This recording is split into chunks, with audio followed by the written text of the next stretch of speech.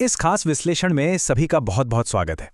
आज हम एक ऐसे विषय पर बात करने वाले हैं ना, जो ब्रह्मांड के निर्माण और हमारे भौतिक अस्तित्व को देखने का नजरिया ही पूरी तरह से बदल देगा। मतलब हम सबने विज्ञान और दर्शन में तत्वों के बारे में तो पढ़ा ही है, लेकिन आज उन पुरानी किताबी बातों को थोड़ा पीछे छोड़ते हैं। आज समय आ गया है चीजों को एक बिल्कुल नए, सटीक और गहरे एंगल से देखने का। तो चलिए, बिना किसी देरी के अपनी इस रोमांचक ज्ञान यात्रा की शुरुआत करते हैं। तो चलिए, इसमें गहराई से उतरते हैं। जब भी कोई शब्द कहता है अग्नि या आग, तो दिमाग में सबसे पहले क्या आता है? शायद एक लाल पीली जलती हुई ज्वाला, लकड़ियों से उठती हुई लपटें, या फिर कोई भयंकर आग। लेकिन क्या अग्नि तत्व बस इतना ही है? क्या ये सिर्फ वो रोशनी और लपटें हैं जिन्हें हम अपनी आंखों से देख सकते हैं? यहीं से हमारी आज की असल कहानी शुरू होती है, जहां हम इस सदियों पुराने दृश्य भ्रम को तोड़ने वाले हैं। खंड 1, अग्नि का वास्तविक अर्थ। आइए उस बनी बनाई छवि को पूरी तरह से भूल जाते हैं जो अब तक हमारे दिमाग में बैठी हुई है। ज्वाला, प्रकाश या धुआं, ये सब तो अग्नि के केवल बाहरी रूप हैं। वास्तविकता की इस परत के पीछे कुछ और ही चल रहा है। परम अर्थ में देखा जाए तो हमारे मूल स्रोतों में बहुत ही स्पष्टता से बताया गया है कि अग्नि तत्व, जिसे पारंपरिक रूप से तेजो कहा जाता है, उसका मतलब केवल और केवल ऊष्मा यानी गर्मी या फिर शीतलता यानी ठंडक का गुण है। हाँ, ये सुनना थोड़ा अजीब लग सकता है कि ठंडक भी अग्नि तत्व का ही हिस्सा है, लेकिन सच यही है। तेजो पूरी तरह से सिर्फ तापमान के बारे में है। इसमें विनाश या तबाही का कोई विचार नहीं है, कोई दिखाई देने वाली रोशनी नहीं है। यह सिर्फ और सिर्फ ऊर्जा की एक अवस्था है जिसे हम गर्मी या ठंडक के रूप में महसूस करते हैं। खंड 2, जीवन में तेजो की भूमिका। अब जो बात इस हिस्से में सच में दिलचस्प है, वो ये है कि तेजो सिर्फ तापमान नापने का कोई पैमाना नहीं है। ये एक बहुत ही सक्रिय और चीजों को पकाने या परिपक्व बनाने वाली एक शक्तिशाली फोर्स है। इस बात को गहराई से समझने के लिए ना, हमारे स्रोत एक बहुत ही प्यारा और सरल सा उदाहरण देते हैं। एक माँ मुर्गी और उसके अंडों के बारे में सोचिए। अग्नि तत्व यानी तेजो बिल्कुल उस माँ मुर्गी की तरह है, और बाकी के जो 3 तत्व हैं, पृथ्वी, जल और वायु, वो अंडे की जर्दी के समान है। अब देखिए, जिस तरह अंडे तब तक चूजे नहीं बन सकते जब तक माँ मुर्गी उन पर लगातार बैठकर अपनी गर्मी न दे, बिल्कुल वैसे ही ब्रह्मांड के बाकी तत्व भी तेजों की ऊष्मा के बिना परिपक्व नहीं हो सकते। अगर वो गर्मी मिलना बंद हो जाए तो अंडे तो सड़ जाएंगे ना। प्रकृति के बाकी तत्वों के साथ बिल्कुल यही होता है। यानी तेजों के बिना किसी भी चीज का बनना मुमकिन ही नहीं है।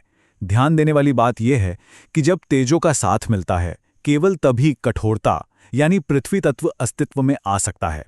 इसी तरह केवल इस गर्मी और ठंडक की मौजूदगी में ही संयोग यानी जल तत्व, जो चीजों को जोड़े रखता है, वो पैदा हो पाता है। और स्पंदन, जो वायु तत्व की पहचान है, वो भी तेजों की ऊर्जा के साथ मिलकर ही बनता है। इस उष्मायन शक्ति, इस इंक्यूबेटिंग फोर्स के बिना ये तीनों तत्व कभी भी पूरी तरह से सामने आ ही नहीं सकते। खंड 3, प्रकृति में तेजों का प्रभाव। अब तक हमने एक छोटे से अंडे का उदाहरण देखा, जो बहुत ही सूक्ष्म स्तर की बात थी। लेकिन अब अपनी सोच का दायरा थोड़ा और बढ़ाते हैं।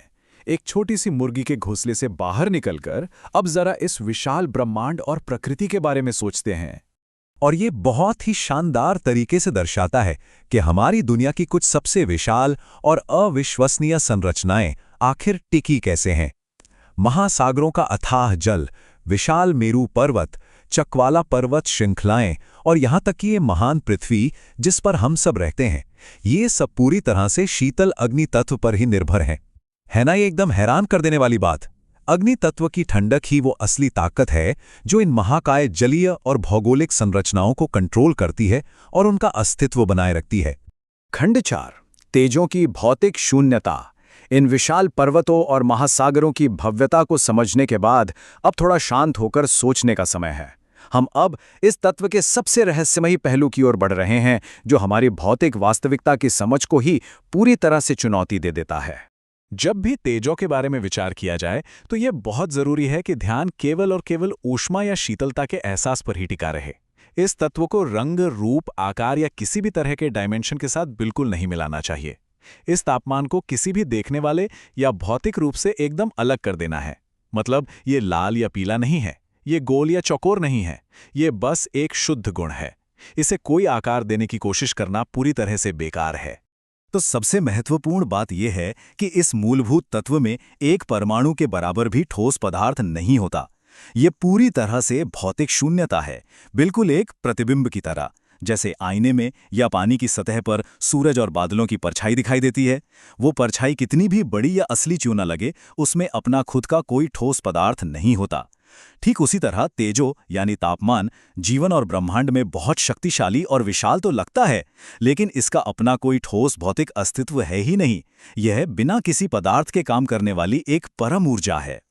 खंड 5 तेजो का ध्यान और अनुभव। हमने ब्रह्मांड के स्तर पर इस भौतिक शून्यता और अनंत शक्ति को समझ लिया, लेकिन ये सब सिर्फ एक दिमागी विचार बनकर नहीं रह जाना चाहिए। अब वक्त आ गया है इस ब्रह्मांडीय ज्ञान को एक व्यक्तिगत अनुभव के तौर पर अपने भीतर उतारने का। चलिए आगे बढ़ते हैं और देखते हैं कि ये कैसे विकसित होता है। हमारे स्रोत इस सच्चाई को खुद में महसूस करने का एक बहुत ही प्रैक्टिकल तरीका बताते हैं।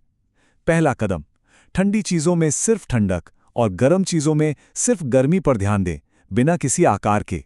दूसरा कदम, शरीर में इस तत्व को महसूस करते समय केवल उन्हीं हिस्सों पर फोकस करें जिन्हें मन आसानी से पकड़ सकता है, जहां ये ऊष्मा या शीतलता सबसे ज्यादा साफ महसूस होती है। और अंत में, जब कोई इस तेजो तत्व को अपने भीतर पूरी स्पष्टता से समझ लेता है, तो एक बहुत बड़ा बदलाव आता है।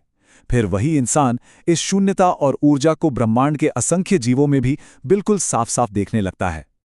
अब इस पूरी व्याख्या के अंत में एक बहुत ही गहरे सवाल के साथ इस चर्चा को रोकते हैं।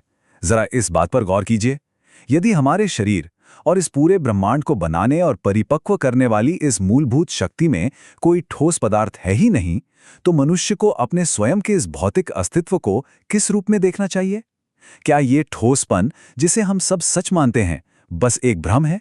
इस विचार के साथ कुछ समय बिताना सच में बहुत जरूरी है। उम्मीद है कि इस विश्लेषण से सोचने की एक बिल्कुल नई दिशा मिली होगी। आज के इस अंक में साथ जुड़ने के लिए बहुत बहुत धन्यवाद।